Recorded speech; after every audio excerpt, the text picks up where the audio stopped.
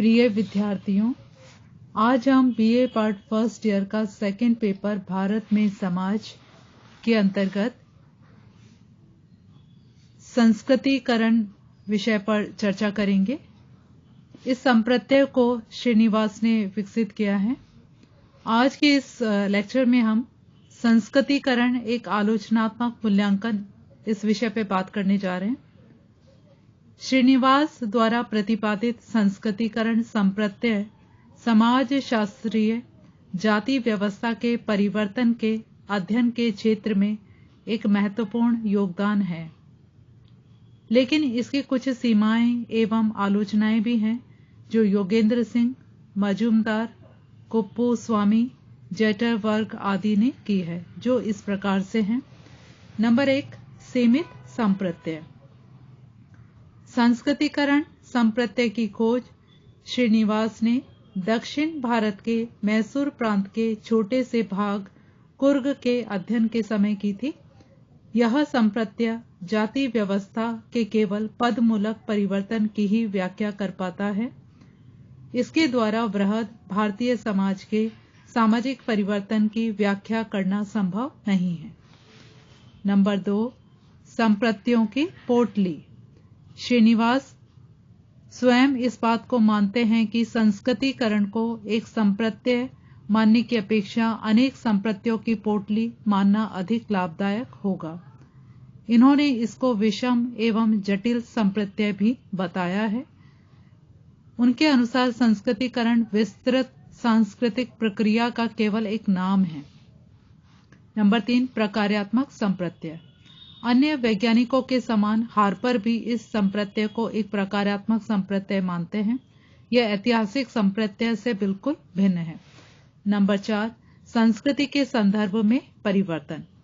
संस्कृतिकरण का संप्रत्यय सामाजिक परिवर्तन का विश्लेषण प्रमुखतया संस्कृति के संदर्भ में करता है। यह सामाजिक संरचना के परिवर्तन पर प्रकाश नहीं डालता है। यह जाति व्यवस्था में केवल जाति की स्थिति के परिवर्तन मात्र का ही विश्लेषण कर पाता है। नंबर 5, संदर्भ समूहों में अंतर। संस्कृतिकरण की प्रक्रिया संदर्भ समूह पर आधारित होती है। संदर्भ समूह हमेशा ब्राह्मण जाति नहीं होती। कई बार यह स्थानीय प्रबल जाति जैसे राजपूत, बनिया, जाट आदि हो जाती। इस प्रकार से प्रत्येक अध्ययन में संस्कृतिकरण का संदर्भ प्रतिमान या मॉडल अलग अलग क्षेत्रों में भिन्न भिन्न ही नहीं होता, बल्कि एक प्रतिमान में भिन्न भिन्न क्षेत्रों में भी भिन्नता मिलती है। भिन्नता का यह लक्षण योगेंद्र सिंह के अनुसार संस्कृतिकरण के विभिन्न संदर्भित विशिष्ट लक्षणों में विरोधाभास उत्पन्न कर देता है। नंबर 6, मात्र जाति व्यवस्था के लिए उपयुक्त।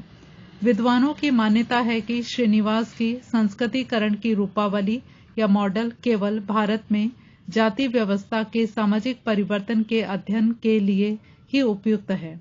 इसका प्रयोग भारत के बाहर समाजों के परिवर्तन के अध्ययन के लिए नहीं किया जा सकता है। नंबर 7, सिद्धांत की स्थापना नहीं करती। श्रीनिवास की यह अवधारणा किसी सामाजिक परिवर्तन के सिद्धांत की स्थापना नहीं करती है। जेटर वर्ग ने कहा है कि संस्कृतिकरण का संप्रत्यय उपयुक्त या अनुपयुक्त अथवा प्रभावशाली या मूल्यहीन तो हो सकता है, परंतु सत्य या असत्य कभी नहीं हो सकता है। नंबर 8, गैर सांस्कृतिक परंपराओं की उपेक्षा। योगेंद्र सिंह का मानना है कि संस्कृतिकरण की प्रक्रिया में गैर सांस्कृतिक परंपराओं की उपेक्षा की गई है।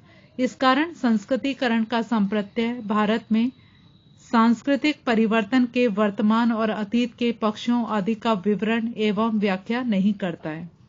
यह इस्लामी परंपरा द्वारा घटित परिवर्तन की उपेक्षा करता है। पंजाब में सिख धर्म का उदय हिंदू परंपराओं और सूफीवाद व रहस्यवाद के आंदोलनों का परिणाम है, उसकी व्याख्या नहीं करता है। नंबर 9, विवादास्पद कथन। श्रीनिवास ने संस्कृतिकरण की प्रक्रिया से संबंधित लक्षणों के संबंध में विवादास्पद बातें कही हैं। एक स्थान पर इन्होंने कहा, किसी समूह के आर्थिक उन्नयन के बिना भी संस्कृतिकरण हो सकता है।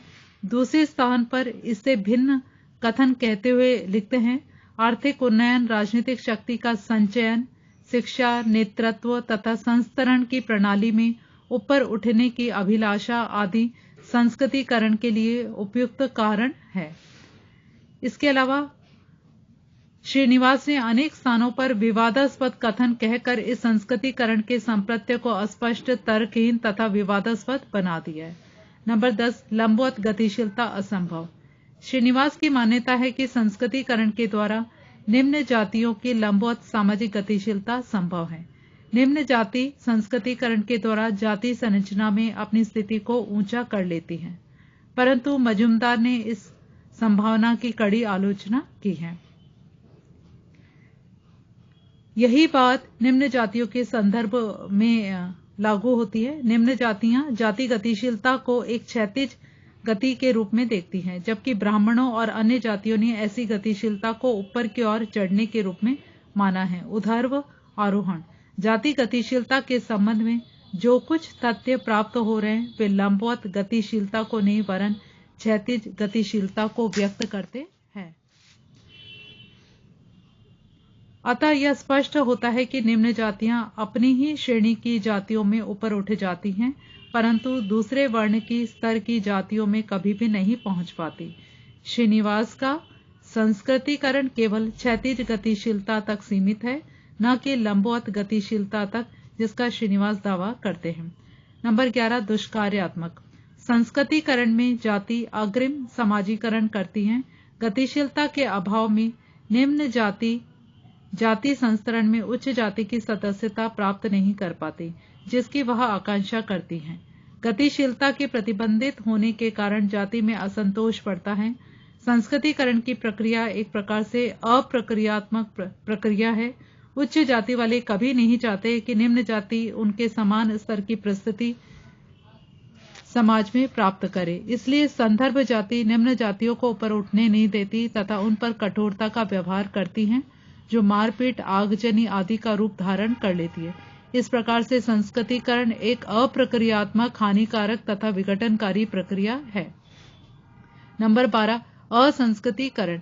एक और जहां निम्न जातियां अपना संस्कृतिकरण कर रही हैं, वहीं दूसरी ओर ब्राह्मण तथा अन्य उच्च जातियां अपनी संस्कृति, परंपरागत मूल्यों, विश्वासों, कर्मकांडों, जीवन शैली, खान-पान, वेशभूषा आदि को त्याग रही हैं। शराब एवं मांस का सेवन करने लग गई है। अपने परंपरागत व्यवसायों को त्याग कर निम्न जातियों के व्यवसायों को अपना रही है। ब्राह्मण व्यापार, वाणिज्य, कृषि आदि व्यवसायों को अपना रहे हैं। जाति व्यवस्था में संस्कृतिकरण के साथ साथ असंस्कृतिकरण की प्रक्रिया भी देखी जा रही है। नंबर 13, इकाई की अस्पष्टता। श्रीनिवास ने संस्कृतिकरण की इकाई को स्पष्ट रूप से परिभाषित नहीं किया। इन्होंने जाति, जनजाति या किसी समूह को संस्कृतिकरण की परिभाषा में इसकी इकाई बताया, लेकिन इन समूहों में भी स्पष्ट रूप से नहीं बताया कि संस्कृतिकरण उपजाति या गोत्र समूह में से किसके द्वारा किया जाता है। संस्कृतिकरण करने वाली इकाई अस्पष्ट होने के कारण अध्ययन में भी अनिश्चितता तथा अवैज्ञानिकता आ जाती है। नंबर 14, अनुकरण की प्रक्रिया। संस्कृतिकरण की प्रक्रिया निम्न जातियों द्वारा उच्च जातियों की संस्कृति के अनुकरण की प्रक्रिया है। कुछ विद्वानों ने इसे अनुकरण की प्रक्रिया मात्र माना है।